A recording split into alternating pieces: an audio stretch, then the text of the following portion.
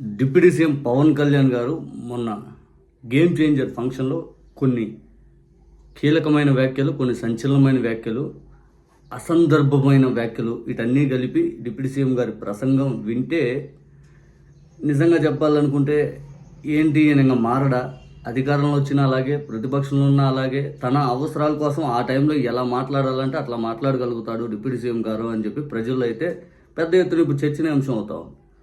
Deputy CM Pawan Kalyan గారు మొన్న ఈ మధ్య ఒక మాట అన్నారు. అల్లు అర్జున్ గారు అరెస్ట్ చేయడం రేవంత్ రెడ్డి గారు కాబట్టి చేశారు, తప్పేం లేదు. వాళ్ళు చనిపోయిన వ్యక్తులను వెంటనే పరామర్శించాలి, అలా పరామర్శించలేదు అని చెప్పి అల్లు అర్జున్ గారిని ఉద్దేశిస్తూ అన్నాడు.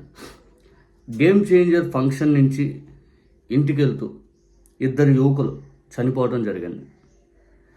ఆ యువకులు వచ్చి గేమ్ చేంజర్ ఈవెంట్కి వెళ్ళి తిరిగి వస్తుండగా జరిగిన ప్రమాదంలో ఇద్దరు యువకులు మృతి చెందారు. రంగంపేట మండలం ఏడీబీ రోడ్లోని కార్గిల్ ఫ్యాక్టరీ సమీపంలో జరిగిన ఈ ఘటన ఆలస్యంగా వెలుగులోకి వచ్చింది. బైక్పై వస్తుండగా ఐచర్ వ్యాన్ ఢీకొనడంతో మణికంఠ అక్కడికక్కడే 23 సంవత్సరాలు మణికంఠ అక్కడికక్కడే మృతి చెందగా తీవ్రంగా గాయపడించారని జీజీహెచ్ తరలిస్తుండగా మృతి చెందాడు. మృతులు కాకినాడ చెందిన వారుగా పోలీసులు గుర్తించారు. వాస్తవానికి ఈ మణికంఠ లేకపోతే ఇంకొక వ్యక్తి చరణ్ అనే వ్యక్తి కుటుంబం చాలా సాదాసీదా కుటుంబం. వాళ్ళు ఏదైతే భర్త చనిపోవడంతో మణికంఠకి అన్ని తానే చదివించానని తల్లి రోధిస్తూ ఆవేదన వ్యక్తం చేస్తుంది. అంటే మణికంఠకి తండ్రి గోరు లేడు, తన తల్లే పూర్తి స్థాయిలో తన కష్టార్జితంతో పూర్తిగా చదివించానని ఆవేదన వ్యక్తం చేసింది.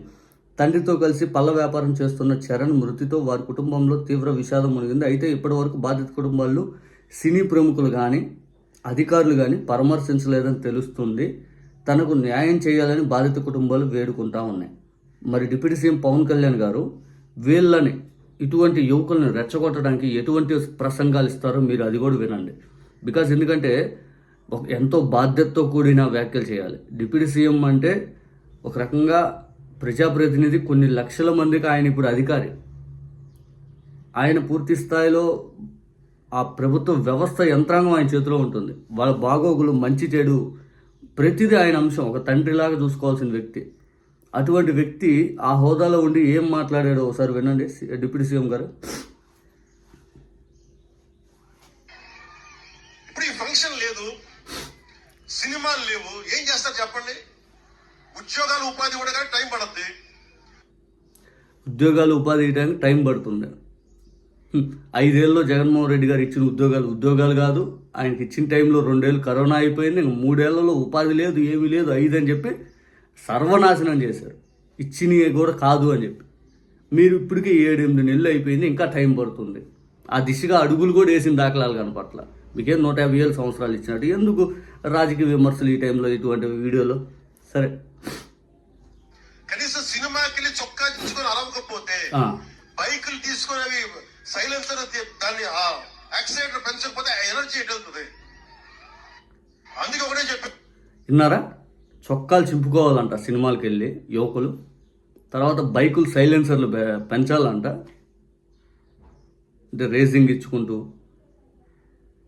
డిప్యూటీ సీఎం గారు ఏం మాట్లాడుతున్నారు?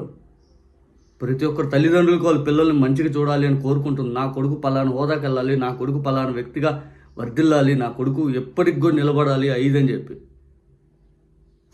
10 మంది అది కీర్తింపబడాలి అని చెప్పి చొక్కాలు చింపుకుంటూ సైలెన్సర్లు పెంచుకుంటూ ఉంటే సమాజంలో ఏమనుకుంటారు తెలుసా? ఏమనుకుంటారు సార్? చెప్పారు యువతకి, మీరు ఇంతమంది యువతను చూస్తూ ఉన్నారు, వీళ్ళకి స్టంట్ స్కూల్స్ పెట్టండి. వాళ్ళు బైక్ వేసుకొని తిరుగుతూ ఉంటారు, గోల్ చేస్తూ ఉంటారు. ఒక మంచి స్టంట్ స్కూల్ పెట్టండి. గోదావరి జిల్లాలోనో రాయలసీమలోనో ఖాళీగా ఉంటే బదులు ఏదైనా పని చేయండి, ఏదో ఒకటి ఉపయోగపడండి, మీ తల్లిదండ్రులకు ఉపయోగపడండి అని చెప్పాలి డిప్యూటీ సీఎం గారు. ఏదో పని చేయండి, 10 మందికి ఉపయోగపడండి, జాగ్రత్త పడండి, మీరందరూ క్షేమంగా ఇంటికి వెళ్ళండి, ప్రశాంతంగా ఉండండి, మీ తల్లిదండ్రులను బాగా చూసుకోండి అని చెప్పకుండా స్టంట్ స్కూల్ దేనికి సార్? దేనికి ఉపయోగపడుతుంది? దేనికి ఉపయోగపడుతుంది సార్? ఆ తల్లిదండ్రులు కడుపు శోకం ఎవరు తీరుస్తారు ఇప్పుడు? కడపలోను ఎక్కడో చోట 2-3 స్టంట్ స్కూల్స్ పెట్టండి. మా వాళ్ళకి స్కిల్ డెవలప్మెంట్ ఇవ్వండి. మాకు ఒక స్క్రీన్ ప్లే ఎలా రాయాలో మా వాళ్ళకి చెప్పండి. ఒక రాజమౌళి గారు వచ్చి చెప్పండి. ఉన్న వాళ్ళకే అవకాశాలు దక్కట్లే అక్కడ. సినిమా ఇండస్ట్రీ దగ్గరికి వెళ్ళి తిరగాలంటే మీ ఇళ్ళ చుట్టూ మీ వాకిలి చుట్టూ తిరగలేక ఎంతోమంది లైఫ్లు కోల్పోతున్నారు. వాస్తవం ఇది. కృష్ణానగర్లో ఆ యూసఫ్ కూడా చెక్ పోస్ట్ దగ్గర ఎంతమంది ఉంటారో ఒకసారి వెళ్ళి చూడండి. నేను చెప్పానంటే కాదు, అవి ఎలా ఉంటారంటే చిన్న చిన్న అవకాశాలు దొరికినా చాలు అనుకునే వాళ్ళు ఉంటారు. వాళ్ళ జీవితాలు నిజంగా సినిమా ఇండస్ట్రీకి వెళ్ళి బాగుపడాలనుకునే వాళ్ళు 100లో 10 మంది అవుతారు. ఎందుకంటే వీళ్ళందరికీ అక్కడికి పోయి ఊడిగం చేయాల్సి వస్తుంది. అంత దారుణంగా ఉంటుంది సినిమా ఇండస్ట్రీ పరిస్థితి. నా ఫ్రెండ్స్ చాలామంది ఉన్నారు. నేను చెప్పేవాడిని, ఎందుకురా మీకు ఆ దరిద్రం అనేవాడిని.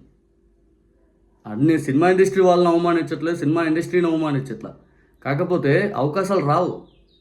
అవి కష్టపడినా ఎందుకంటే అది వాళ్ళ చుట్టూ ఫ్యామిలీలు. ఇప్పుడు మెగాస్టార్ చిరంజీవి గారి కుటుంబంలో 10 మంది హీరోలు ఉన్నారు. ఏమి ఆ మెగాస్టార్ చిరంజీవి గారు వాళ్ళ కుమారుడు ప్రొడక్షన్ అంజనా ప్రొడక్షన్లో లేకపోతే నాగబాబు గారి ప్రొడక్షన్లో ఒక సాదాసీదా హీరోని ఎవరైనా లాంచ్ చేయొచ్చు కదా? చేశారా? చేయరు వాళ్ళు. అట్లా ఉంటుంది పరిస్థితి. ఈ పవన్ కళ్యాణ్ గారి విషయమే తీసుకోండి. ఒక చిన్న హీరో సినిమాకి వచ్చి ప్రమోషన్ చేయమని చేస్తారా? వాళ్ళ సొంత అన్న కొడుకు కాబట్టి ప్రమోషన్ చేయడానికి వచ్చాడు. వీళ్ళు మళ్ళీ అందరికీ చెప్తారు. ఏం చేస్తాం, మన దరిద్రం వినటానికి. త్రివిక్రమ్ గారు వచ్చి క్లాసులు తీసుకోమని చెప్పండి మా వాళ్ళకి. తీసుకొని ఏం చేయాలి? టైం వేస్ట్ చేయాలా? ఇప్పుడు ఈ ఫంక్షన్ లేదు, నిజంగా టైం వేస్ట్ చేయాలా? డిప్యూటీ సీఎం పవన్ కళ్యాణ్ గారు లేవు, ఏం చేస్తారు చెప్పండి? ఏం చేస్తారు? నిజంగా యువతను రెచ్చగొట్టడం మీకు సమంజసం కాదు.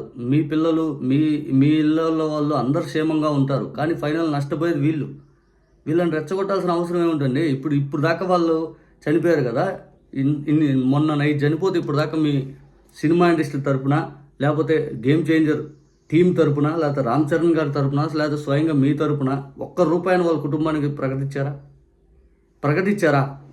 ఎవరు ప్రకటించలా. కానీ మీరు చెప్తారు అల్లు అర్జున్ గారిని కామెంట్ చేస్తారు, వాళ్ళు కామెంట్ చేస్తారు, వీళ్ళు కామెంట్ చేస్తారు. నిజంగా చెప్పాలంటే ఇప్పుడు దీని మీద ఏ చర్యలు తీసుకోవాలి?